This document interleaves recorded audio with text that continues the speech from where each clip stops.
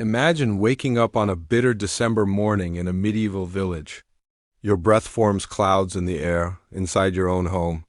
There's frost creeping along the edges of the wooden beams, and the wind howls through cracks in the walls. You don't have a heater, no thermostat. No thick blankets or down jackets. You're a medieval peasant, and winter isn't just a season. It's a threat to your life. Asterisk for most of us today, winter means hot chocolate, snow days, and layered clothing. But for peasants in medieval Europe, winter was a time of extreme struggle. It could kill. Crops were long gone, animals had to be rationed or butchered, and the days turned shorter, darker, and colder. If you weren't prepared, you simply didn't make it to spring. But the peasants, they found a way. Not because they had the tools we have now, but because they had no other option. And what they came up with, from the way they built their homes to the food they stored and the clothes they wore, shows just how resourceful and resilient human beings can be when survival is on the line.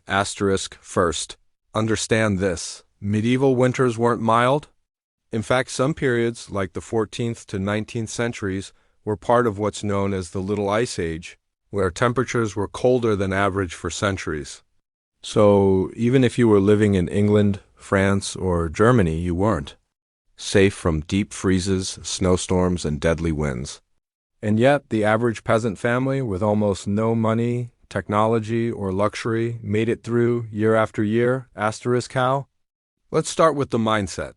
Survival was not a choice. It was built into their way of life. From a young age, peasants were trained to prepare for winter months in everything they did. Every harvest in the summer wasn't just about eating. For the day, it was about storing enough to live through the cold. Every home wasn't built just to give shelter. It had to be a fortress against freezing air. Every routine, every meal, every fire sparked, it all had winter in mind. What makes this so fascinating is how they used the bare minimum to achieve maximum survival. Take the homes they lived in, small, crowded, smoky huts built from mud, straw, and sticks. These weren't well-insulated buildings by modern standards, but the very simplicity of the design worked in their favor.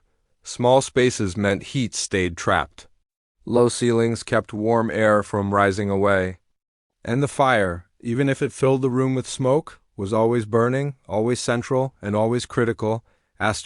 But even before the first snowflake fell, the race against winter had already begun. In late summer and early autumn, the entire village would be focused on one thing: preparation. Crops like barley, rye, and root vegetables would be harvested and stored in cool, dry places. Meat would be salted, smoked, or dried. Firewood was chopped and stacked, not for luxury, but for survival. Every log mattered. Every bite of food was part of a mental calculation. Will this last us until March? Even the animals played a role. Livestock wasn't just for food. In many homes, chickens, goats, and even pigs were brought inside during the coldest nights. Why? Because their body heat warmed the space. Imagine sleeping next to your cow, not because you love it, but because its warmth might save your life. The truth is, medieval peasants didn't fear winter. They respected it. It was the enemy they could never defeat, only outlast. And so they lived in sync with the seasons, learning to anticipate every challenge before it arrived. They knew that if they didn't gather enough wood, the fire would die. If they didn't store enough grain, they'd starve. If the roof leaked or the walls let in wind, someone in the family might not wake up one morning. The stakes were that real. Today, we think of the Middle Ages as dirty, backward, and unsophisticated. But when it came to winter survival, peasants had a kind of wisdom we've lost. The ability to live with the land, to use every resource to its fullest, and to endure cold and hardship not with fear, but with fierce, determined routine. This was their reality. There was no backup plan. No second chances. Just grit, preparation, and the will to make it through the darkest time of the year, because when spring finally came, it wasn't just a change in the weather. It was proof they had survived. When we picture a medieval peasant home, we often imagine something cold, damp, and barely livable. But what if I told you those homes, those tiny, smoky, mud and straw huts were carefully crafted survival shelters built not for comfort, but for one purpose, to keep people alive through the merciless winter? Asterisk, it wasn't luxury. It was survival engineering. These homes weren't built with bricks or insulation, but every detail served a purpose. Thick walls made from wattle, and daub a mix of woven branches, mud, clay, and straw held in what little warmth they could. The roof, thatched with layers of dried straw or reeds. It might sound flimsy, but that natural insulation trapped heat surprisingly well, especially under snow, which added another layer of insulation like a frozen blanket. Peasants didn't fight the snow on their roof, they welcomed it. Asterisk, now step. Inside, the floor is nothing but packed earth, no carpets, no tiles. Just dirt, sometimes layered with straw or rushes to soak up moisture and provide a little cushioning. The space is tight cramped, even because smaller homes held warmth better. A single-room hut might house a whole family, sometimes including grandparents and children, along with their most valuable livestock. Chickens clucked in corners. A goat might be tied near the entrance. And a pig, if they were lucky enough to own one, might share the space too. Why? Not for convenience, but for warmth. Every body inside that home, human or animal, gave off heat. And when you have no central heating, every degree matters. Asterisk, in the center of the room, the heart of winter survival. The fire, no chimney, just a pit or hearth in the middle of the floor. The smoke curled up through a hole in the roof or simply drifted out through the thatch, often filling the room with thick, eye-burning smoke. But even that smoke had a purpose. It drove out pests, helped dry out the damp air, and preserved the wooden beams from rot. Breathing wasn't always comfortable, but it kept the home warm, and that was the only priority. Asterisk, and the fire never stopped. Night or day it burned. Families took turns waking up in the middle of the night to add fuel. Running out of wood could be a death sentence, which is why peasants spent weeks, sometimes months, gathering and stacking firewood before winter hit. A cold home was a deadly home, and they knew it. Asterisk, there was no glass on the windows. Just wooden shutters or cloth, sometimes animal skins, stretched tight to block the wind. Windows were small, barely enough to let in light, but they were designed that way on purpose to keep the heat inside and the freezing wind out. Light was a luxury. Warmth was survival, asterisk, but here's what's truly remarkable. These homes were built by hand, no contractors, no architects.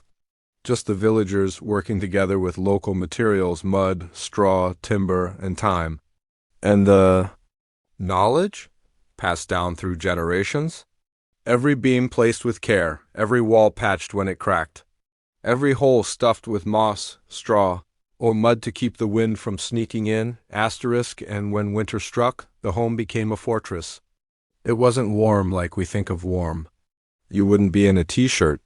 But with enough layers, enough bodies, and a constantly tended fire, it was warm enough to stay alive.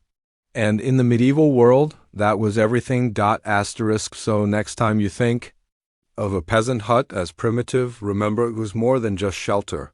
It was a carefully balanced survival machine, where every decision, every layout, every material was chosen for one reason: to beat the cold. And for generations it worked. Asterisk. You've built your fire. Your home is holding in what little heat it can. But now comes the most personal battle, keeping your body warm. No fleece, no Gore-Tex, no thermal underwear. For medieval peasants, surviving the cold wasn't just about what surrounded them. It was about what they wore, what they ate, and how they moved. Every layer, every bite of food, every daily habit was part of a quiet, constant war against the cold. Asterisk, let's start with clothing. Peasants didn't have closets. They had maybe 2 sets of clothes total. But what they lacked in variety, they made up for with strategy. Their first line of defense? Wool. It was the medieval miracle material, warm, durable, and water-resistant. From cloaks to tunics to hose, wool wrapped the body like armor against the wind. Under that came linen, a softer fabric worn close to the skin. Linen shirts and Underdresses helped wick away sweat and moisture, which in freezing temperatures could be just as dangerous as the cold itself. But here's the trick that modern people often forget: they layered heavily. A peasant might wear 3, 4, even 5 layers of thin garments. They'd stuff straw or moss between clothing layers for insulation. Children were bundled until they could barely move. And hoods, mittens, and woolen socks, sometimes hand-stitched from scraps, were essential. You didn't need fashion, you needed function. They weren't trying to look good, they were trying not to freeze. And then there was fat? Yes, fat. Peasants would sometimes rub animal lard on their skin as a primitive insulator. It sounds strange now, but when you're sleeping in a barely heated hut, it makes a difference. That greasy layer helped trap body heat and protect against frostbite. Some even used it on their hands and faces before heading outside. It wasn't glamorous, but it worked, but staying warm wasn't just about what they wore. It was also about what they ate. Food was fuel, and the right kind of fuel could mean the difference between surviving or getting sick. Winter meals were heavy, simple, and carefully rationed. Grains were essential: barley, rye, oats all used to make thick, warming porridge. Add a little dried onion or salted meat, and suddenly you had a meal that could carry you through the coldest days. They didn't have fresh vegetables in winter, so they turned to preserved food. Root cellars stored turnips, onions, parsnips, and other hardy vegetables that could last through the freeze. Meat, when available, was smoked or salted in advance. Cheese was often aged and stored for winter. Butter was rare, but when they had it, it added vital fat and calories. Then there was drink. Not water, it froze. And boiling it wasn't always easy or safe. So peasants drank ale a week, home-brewed drink with just enough alcohol to kill bacteria and just enough warmth to make your insides feel less like ice. Children drank it too. It was safer than water and easier to digest with cold, dry meals. Movement was another survival strategy. You didn't just sit around in winter. You worked constantly, whether it was tending to animals, mending tools, or spinning wool. Peasants stayed active to keep their blood flowing. If you stopped moving, you started freezing. Even indoors, people paced, stirred the fire, or did small tasks by hand to stay warm, and when all else failed, they huddled. Family members shared beds, sometimes 3 or 4 to 1. They wrapped themselves in shared blankets made from woven scraps. Heat was pooled, hoarded, and never wasted. Survival wasn't about comfort, it was about closeness, so while today we crank up the heat or throw on a heated blanket, medieval peasants relied on every ounce of body heat, every stitch of wool, every spoonful of stew to hold winter at bay, and somehow, against all odds, they did. Because in a world without electricity or luxury, staying warm wasn't just a routine. It was an act of endurance. When the food was running low, the firewood pile was shrinking and the cold seemed endless. Medieval peasants relied on something even more powerful than wool or fire: belief. Because when the nights stretched long and the snow never stopped falling, survival wasn't just physical. It was deeply emotional, deeply spiritual. And for many, it was belief that carried them through what felt like a never-ending winter. Life in the Middle Ages was brutal. Everyone knew that. But during winter, the hardships multiplied. You couldn't just rely on strength or planning. You needed hope. You needed meaning. And so, peasants turned to what they knew best: their faith. For them, winter was more than just a season. It was a test, a spiritual trial sent by God. Suffering wasn't random. It had a purpose. Freezing, hunger, and hardship were often seen as part of a divine plan. And if you could endure them, if you stayed humble and faithful, you believed you were earning something greater: protection, salvation, maybe even a better harvest in spring. Church wasn't just a place of worship, it was a refuge. Built from stone and better insulated than peasant homes, the church offered warmth, shelter, and a sense of peace. In the worst winters, villagers would gather not just to pray, but to warm themselves, to share what little they had, and to remind each other that they were not alone in the struggle, but it wasn't just religion. Folklore and stories played a massive role in emotional survival. Around the fire, families would tell tales passed down for generations, some terrifying, some inspiring. These stories gave people something to focus on besides the cold. Myths of winter spirits, protective saints, and magical signs of spring helped explain what they didn't understand. Why did some animals vanish in winter? Where did the sun go? Why did some people make it and others didn't? Storytelling made sense of the chaos. It created comfort in the unknown, and within the village, survival was never a solo mission. People depended on one another.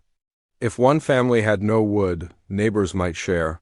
If a child was sick, others would help tend the fire or fetch water. Winter forced people together. It made the bonds of community tighter. Because they all knew one family freezing in silence could be a tragedy, but if they froze together, they might survive. Even simple traditions became powerful psychological tools. Singing songs, marking seasonal festivals like Candlemas or midwinter feasts, these weren't just rituals. They were anchors, markers of time. They gave people hope that the season would eventually end, that the sun would return, that warmth was coming, even if it felt like it never would. The truth is, the cold didn't just test the body, it tested the soul. And in a world where there was no backup generator, no emergency heating, no safety net, medieval peasants leaned hard on their beliefs, their myths, and each other. It gave them something to hold on to when their hands were numb and the nights felt endless. So when we ask, how did they survive winter without freezing? The answer isn't just fire and food, it's faith. It's community. It's the human spirit refusing to give in. And if you found this story as fascinating as I did, don't forget to like the video, subscribe to the channel, and share it with someone who loves history, survival stories, or just wants to see how tough humans really were. Because the more we understand the past, the better we appreciate how far we've come and how much we can still learn. Thanks for watching, and I'll see you in the next one.